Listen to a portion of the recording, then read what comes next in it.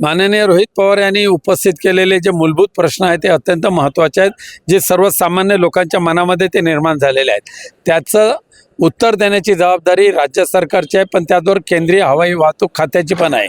पण त्याच्यापासून ते पळ काढतायत आणि वेगवेगळे कारणं देत आहेत, हे योग्य नाही आहे. खरं तर आता काल राज ठाकरेंनी देखील यावर शंका उपस्थित केली आणि रोहित पवारांच्या प्रश्नाचे उत्तर मिळाले पाहिजे असं देखील म्हटलं गेलं. नक्कीच उत्तरं मिळालीच पाहिजे. काही वेळेला म्हणतात की ब्लॅक बॉक्स जळला, मग प्रश्न असा निर्माण होतो की साधे साधे कागद वाचले आणि ब्लॅक बॉक्स सारखा आता महत्त्वाचा जो पार्ट असतो विमानामध्ये तो कसा काय जळू शकतो.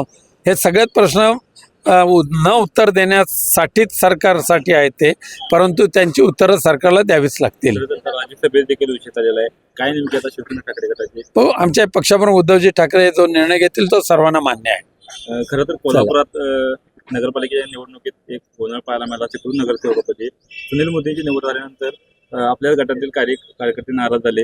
योग्य, आम्ही त्याची माहिती घेऊ. जिल्हा प्रमुख वगैरे आहेत आमच्या बरोबर. शहर राजीनामा दिला. नेमके काय तुमची भूमिका कशी आहे? त्याच्याबाबतची सविस्तर माहिती घेऊ आणि पक्षप्रमुखांना आम्ही अहवाल सादर करू, मग योग्य ते कारवाई करू.